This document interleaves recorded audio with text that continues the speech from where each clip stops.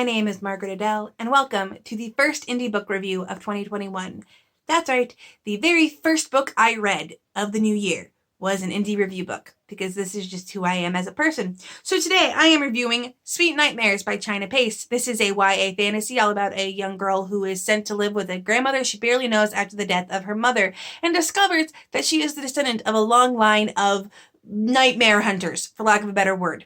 And when I first looked over the synopsis in the email, I got some serious A Blade So Black by L.L. McKinney vibes. So I was like, yes. And the first half of the book really followed through on the tension of that.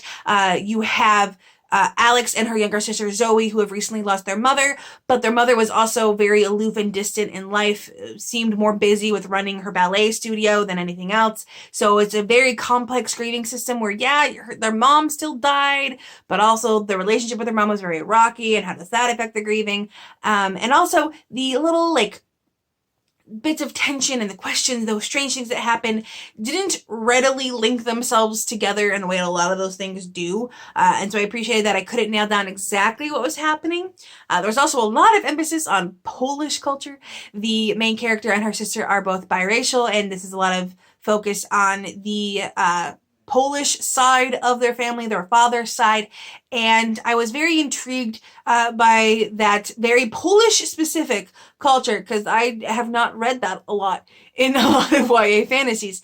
But as things began to progress and as things began to change, it became much more of a standard YA fantasy, and it is very pertinent to note that this is not necessarily my preferred genre. I have found YA fantasies that I enjoy, but I found that a 3-star YA review from me is like a 5-star from someone who genuinely likes the genre, regularly. So take all of my critiques to heart with that in mind. But there was a lot of emphasis on, I didn't really know if I could trust the grandmother or the strange dude living with her or this strange boy in town.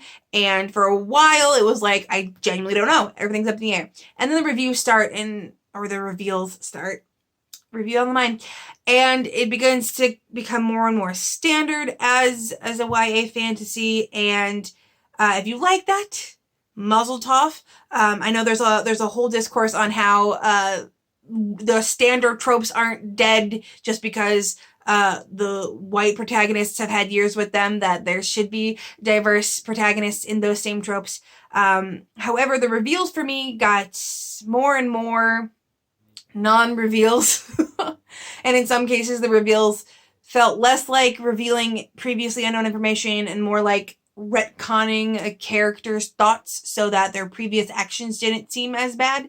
Although one reveal in the villain monologue was very well done, and I highly appreciated that one. But in general, I liked the relationship between the sisters. Zoe is this 11-year-old super goth that loves spiders and paints all day, and I was like, yes. I liked her. She was very stoic, but basically the small child, or I guess in this case the preteen child from a horror movie, and it's awesome. I don't know why that stuck with me, but it did. Probably one of my biggest, least favorite tropes that this book deals with is the prophecy of the chosen one, or the prophecy of the hero. I'm not the biggest fan of prophecies in books in general, because they are literally almost never vague enough for you not to intuit almost immediately what it's referring to. And also, the prophecy of the chosen one, of the there will come a thing and this person will save us, you never wonder who it is. It's always the protagonist if there's only one point of view in the story, and it always spells out the ending. And I'm pretty sure there's gonna be a happy ending, kinda, but I don't need you to spell it out for me early on. However, again, that's one of those tropes that you might genuinely love. It's just a matter of taste. However, there is one aspect to this story that is not a standard trope, that is not a matter of taste necessarily, that really did not sit well with me. And that is the book's use of dream catchers. Now, I've put a lot of thought into it, and I've realized that not everyone in the world is on Twitter. And not everyone in the world is aware of the do not use dream catchers if you are not Ojibwa discourse.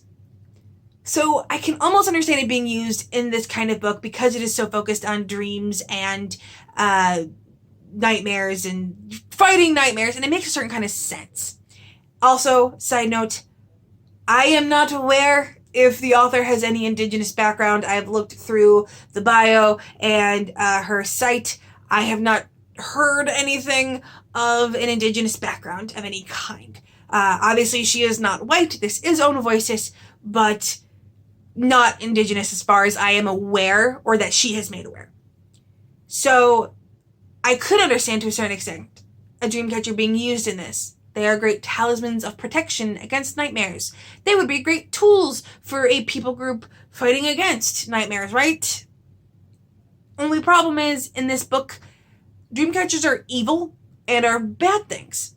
And I did a little bit of rudimentary Googling just to see maybe I'd misheard something, because I'd only ever heard dreamcatchers as used for good and catching nightmares to let the good dreams come through. And I actually found out some really cool stuff, like how Ojibwe people would like hang hang the dreamcatchers over like an infant's crib, and like a dreamcatcher, if used, could actually like give you the child's name in a dream, and like really cool stuff, but never has it been seen as a bad thing, as far as I can tell. If you know of some far-reaching dreamcatchers as evil talismans thing, let me know. But as far as I can tell, these are talismans of good and protection.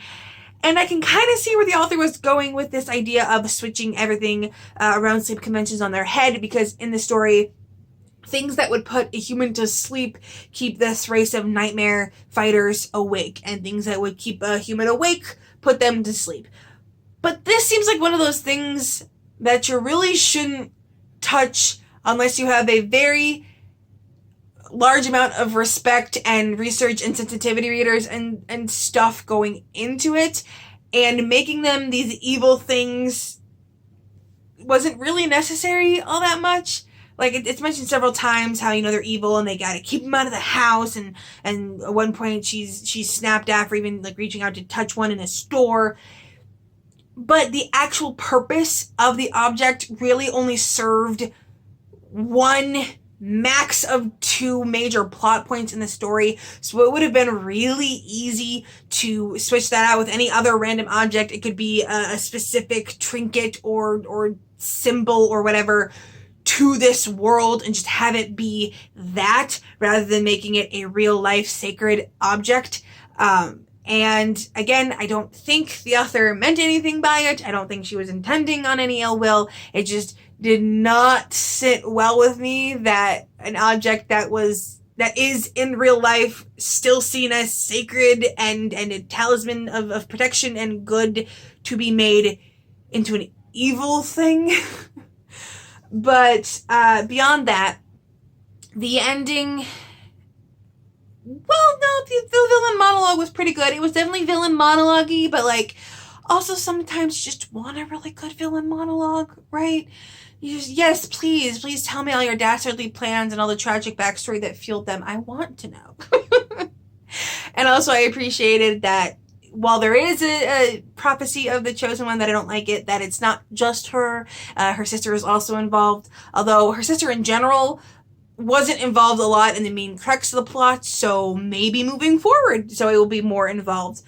In general, I gave the book 3 stars. Like I mentioned before, a 3-star review for me on YA fantasy is probably something like a 4 or a 5-star for someone who really likes the genre. This is outside of my comfort zone as is, but I still think there's a lot to it if you are looking for the standard tropes, but with a diverse protagonist, or you really just like stuff around dreams. As for the connection to A Blade So Black, I mean, there's a little bit. They both black protagonists who had parents pass away at the beginning of the book, and then end up becoming nightmare fighters at some point. Like, the comparison is still kind of there, not quite as much, and it's kind of hard to explain. It's a vibe and a theme thing. Racism doesn't really come up a lot in this book, in the way that it came up in A Blade So Black. I think there's like one mention of, oh, does she not like us because we're biracial? No, it's not that. And then they move on. Like, that's it. But in general, would still recommend it if you like YA fantasy. I personally will not be continuing with the series because I have so many books on my review list that I really gotta save my headspace for the 4 and 5 star series. But there is one book in the series beyond this one already out, and I think the third is slated to come out this year, if I remember correctly. So if you're looking for a new series to start, I would definitely recommend this one. Now, if you are an indie author and you're interested in a book review like this one, please let me know. I will have my email down in the description below. I will also have my review policy. I had to rewrite it because I accidentally deleted the old one. So it's definitely there and may not be as complete as the old one was. So feel free to ask any questions that you have after reading it, but be sure to read that first because it does answer a lot of questions. And with nothing else to say, I hope you have a wonderful day and a marvelous tomorrow.